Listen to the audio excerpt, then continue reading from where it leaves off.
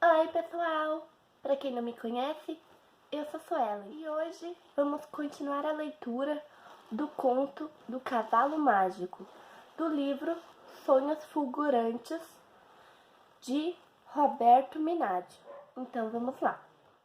Os pobres clientes e trabalhadores da loja, após o forçoso confinamento sob a mira das armas, se viram livres de qualquer perigo. Os detalhes materiais do desfecho são sempre chatos e normalmente se omitem por decepcionantes. Além do que é sempre útil deixar algo livre à imaginação do leitor. Os seguranças da região, anonimamente disfarçados naquela multidão fora da loja, se assenhoraram da situação. Algemaram todo o bando que teve as máscaras retiradas. Foi fotografado e retirado em ambulâncias, sob o comando da polícia, que também levou os veículos roubados, usados para chegarem à loja. Depois se organizou a demorada e confusa distribuição de bens arrecadados. Karina se assustou mais com o cavalo do que com um bando de gatunos. Afinal, estes pareciam até educados, tendo por único inconveniente o maldito chip que disfarçava a fala. Sim, ela já se via acomodada à ideia de ser vítima de um assalto e de perder o amado celular. Era um problema já assimilado por ela e por todos. Numa grande cidade, nada mais normal que ser assaltado vez por outra.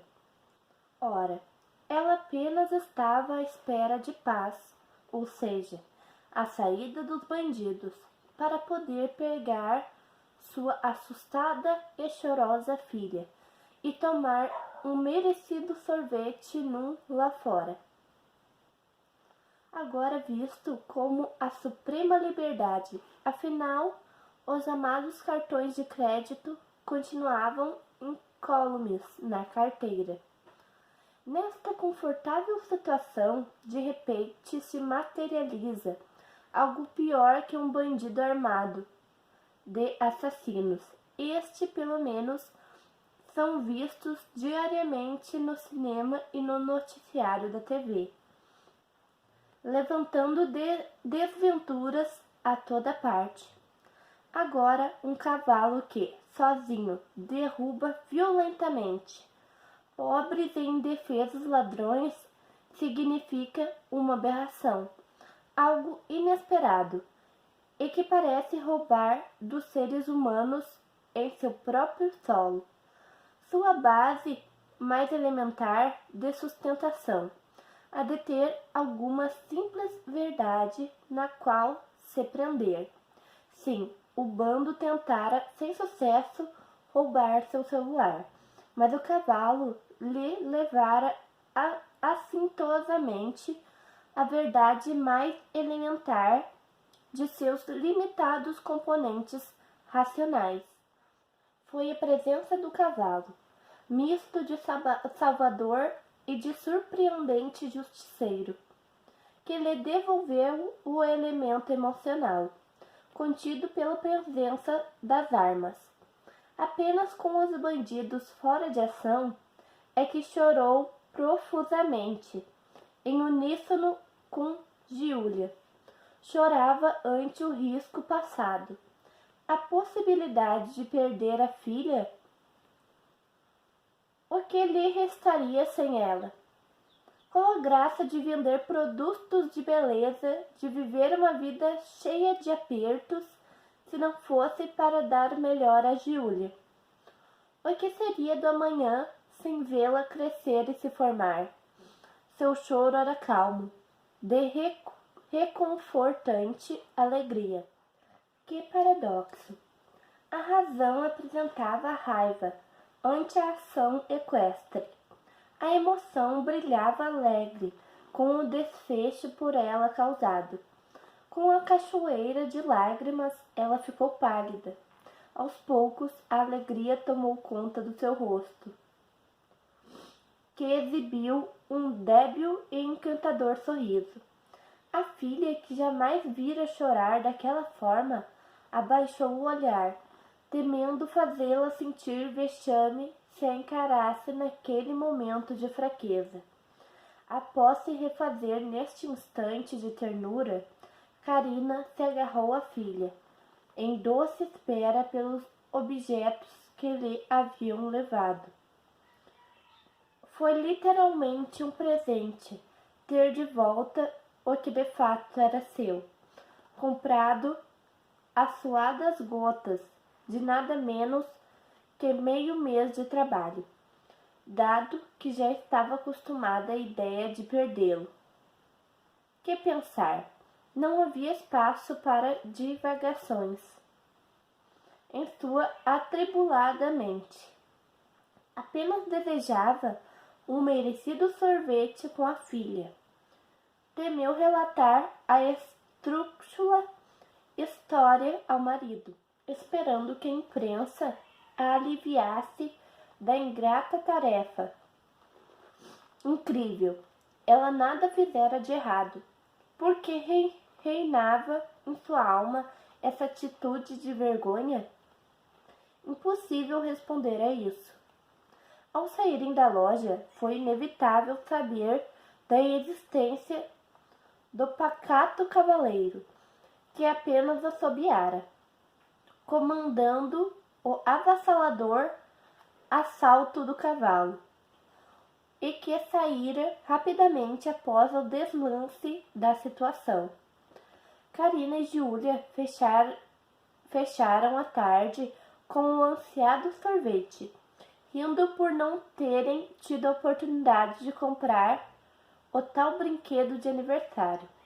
A mãe falou que a sexta-feira seria de muitas ocupações na escola e que não haveria a menor chance de comprar algo. Júlia ainda conseguiu articular que o cavalo que salvou o dia fora um verdadeiro presente e que não precisava de mais nada.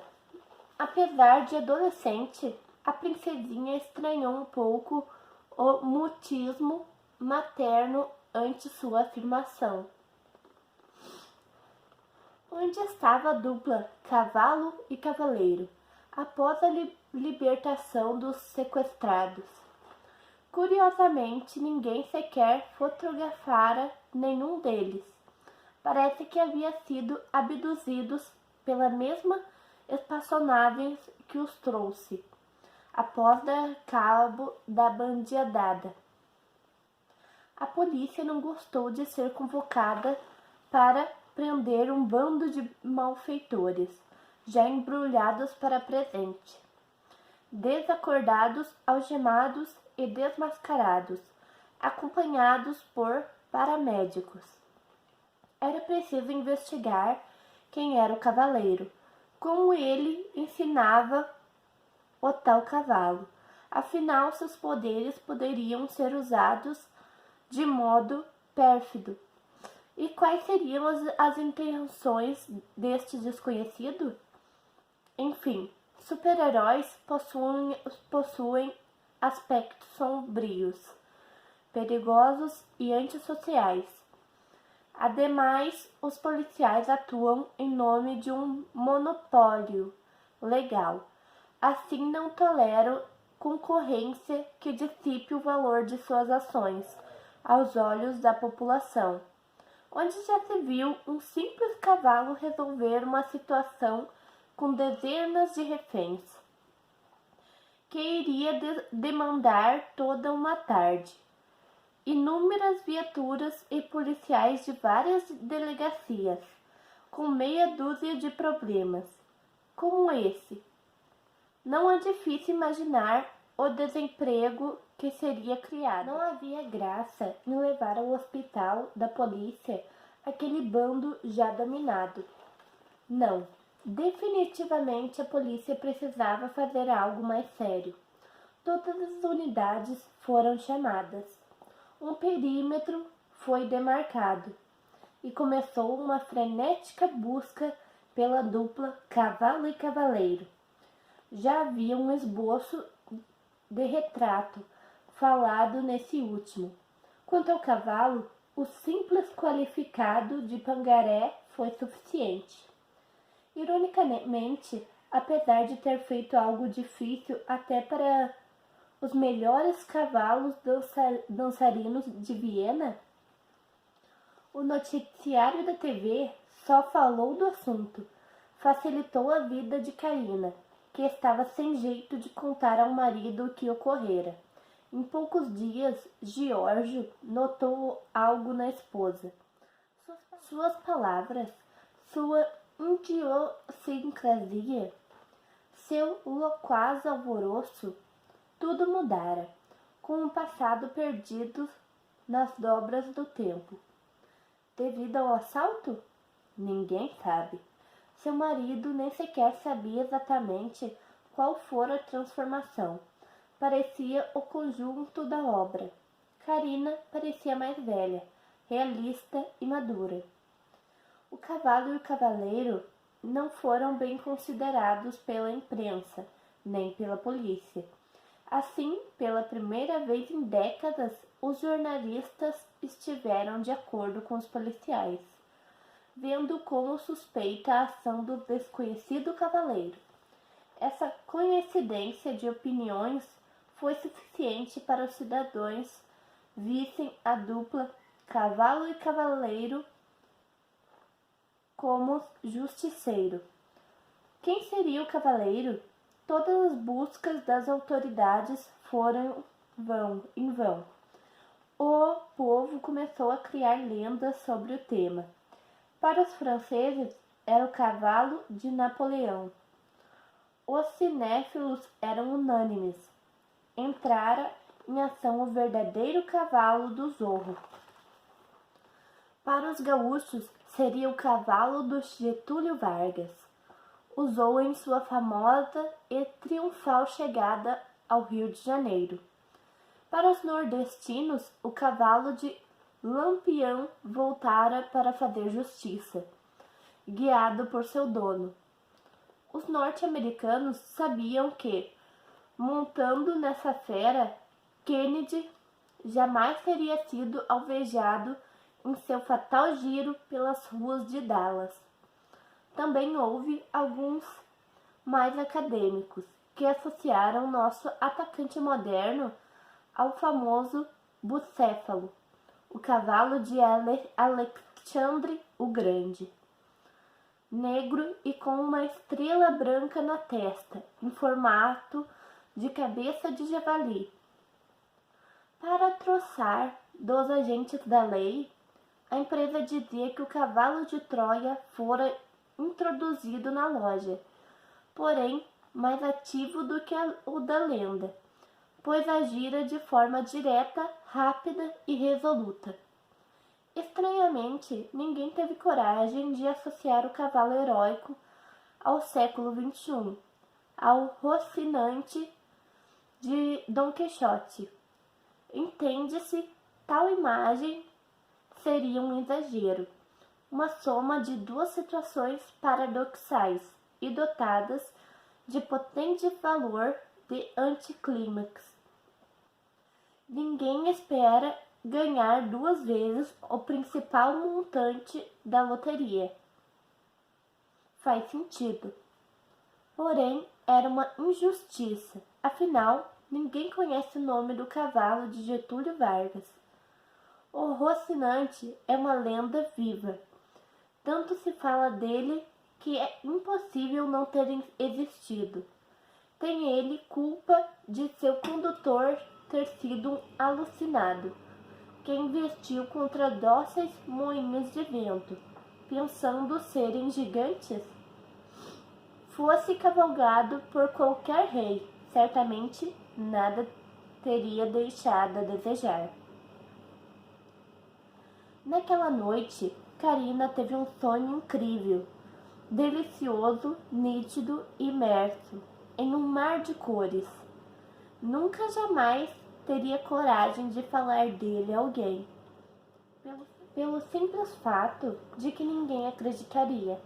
Além disso, era dificilmente narrável.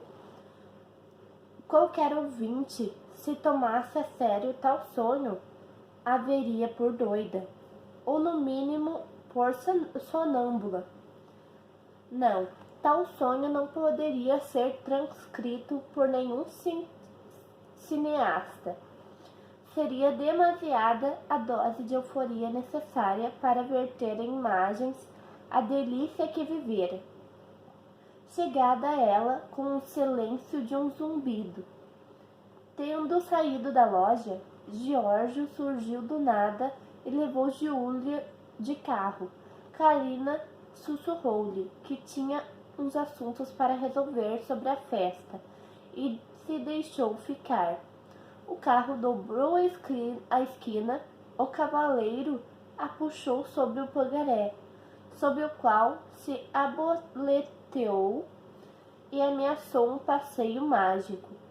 Rodearam o Coliseu, assistindo a alguns dos seus primeiros jogos. Presenciaram a inauguração de Brasília. Passaram pelas maravilhosas ruas de Paris e fizeram compras em suas suntuosas lojas. Conheceram os jardins suspensos da Babilônia, nos quais Carina colheu sementes de girassóis, levados para inspirar Van Gogh, e descendo para começar a fabricação de perfumes no Egito. Após desvendarem os mistérios da construção das pirâmides, o Big Ben estava um pouco atrasado. Adivinhem se não foi Carina quem o acertou para aprimorar a pontualidade mundial? Encomendaram o Requiem a Mozart. Viram Moscou em todo o seu esplendor quando da primeira apresentação da abertura em 1812 de Tchaikovsky na Exposição Universal de Artes. Foi a única ocasião em que o cavalo se assustou, quando os 16 canhões foram acionados ao final dessa peça. Beethoven estava com dificuldades para ouvir suas geniais composições. O cavaleiro cerrou as pernas do piano, permitindo-lhe sentir os imortais compassos da nona mediante as reverberações das cordas pisa fora. Passearam nos incríveis jardins do imperador do Japão. Conheceram as belíssimas praias de Búzios, Cabo Frio e do Rio de Janeiro, sobrevoando a Baía da Guanabara, o Pão de Açúcar e o Cristo Redentor. Viram a pioneira descoberta do petróleo no Irã, que abriu caminho às riquezas do Oriente Médio. Não apenas sobrevoaram o Burj Dubai, cavalgaram-no da base ao topo dos seus 800 metros, numa extraordinária ascensão. Flanaram sobre as muralhas da China, apreciando sua vasta imensidão e os mistérios encerrados em seu perímetro. Viram o reflexo dos mármores de Taj Mahal, banhado pela tépida luz do nascer do sol.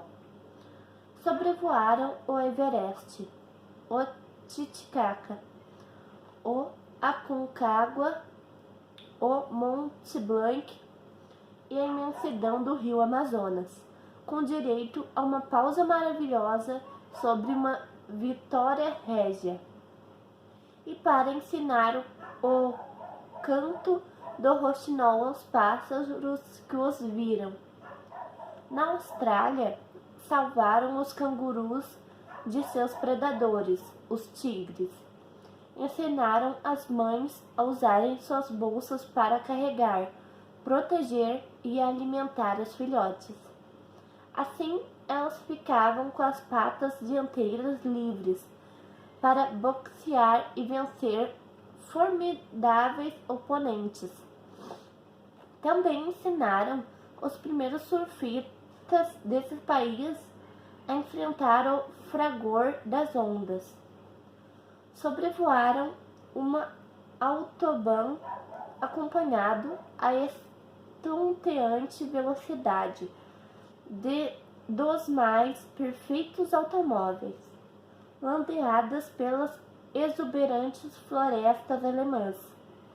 Maravilhavam-se na inauguração da Catedral da Sagrada Família de Barcelona.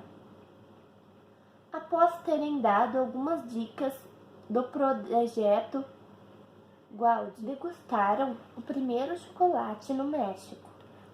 Na Arábia, junto aos primeiros pés do café, ensinaram o preparo dessa bebida. Recuaram longe no tempo, a uma ancestral civilização, a qual nosso cavaleiro ensinou discretamente a forma do preparo da cerveja. Salvaram Rômulo e Remo da morte. Estavam abandonados numa cisterna. O cavalo ensinou a loba a cuidar deles. Despediram-se num mar de lágrimas, usados para começar aos canais de Veneza, para ajudar os pastores a cuidar dos rebanhos de ovelhas. Os ajudaram na invenção do trompete. O Grande Cânion e as cataratas do Niágara não foram esquecidos. Extasiaram-se ante as exuberantes savanas africanas, com os seus elefantes, hipopótamos, girafas e rinocerontes. Limaram alguns quilômetros das montanhas ao norte do continente para que as chuvas passassem a frequentar o Saara.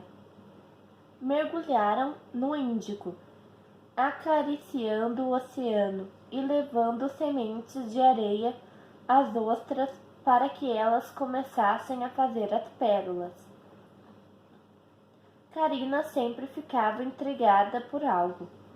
Ela comandava com a própria voz a saída de alguma cena e indicava o próximo destino. Era uma perfeita fusão de suas características prática e sonhadora. Não sonhara acordada. Menos ainda tivera qualquer influência no sonho. Mesmo se quisesse, não teria tal poder criativo. Ao mesmo tempo, não estava apenas na garupa. Não, o cavaleiro guiava sem dúvida. Mas ela ia solta, sem preocupação, às vezes deitada, pois o cavalo costumava voar de patas ao ar. Ela também fizera vários passeios presa apenas com a mão esquerda na sela, apesar de ser destra e estando de cabeça para baixo. O pangaré era alado ou invisível, conforme a situação exigia. Ela cavalgou por tanto tempo que seu corpo ficou dormente, o que a acompanhou por várias semanas após aterrissar a seu mundo. O cavaleiro era o mesmo de sempre. Impassível condutor, adivinhava seus mais recônditos desejos, parecendo ter vindo ao mundo apenas para satisfazê-los. Sua voz jamais se fizera ouvir. O cavalo, o cavaleiro se fascinaram ante o esplêndido espetáculo desfrutado. Foi o melhor sonho de toda a sua vida, daqueles que há uma insaciável gana de perpetuar, de gravar e reviver. O sonho foi fantástico. Ela parecia sonhar acordada, mas estava mais desperta que nunca. Talvez dormisse quando não sonhava. Ao acordar, quis congelar um instante, mas logo percebeu que não precisava. este instante for eterno. E efêmera era a realidade. Então, pessoal, essa foi a parte 2 do conto O Cavalo Mágico. Eu gostei muito, porque eu gosto muito de cavalos, né? E parabéns ao escritor, muito bom o conto mesmo, eu adorei. Se vocês gostaram, tanto quanto eu, deixe seu like e compartilhe com os amigos. Quem gosta de cavalo, quem gosta de leitura, compartilhem, que isso vai ajudar muito o nosso canal. Então é isso, pessoal, um beijo, até a próxima!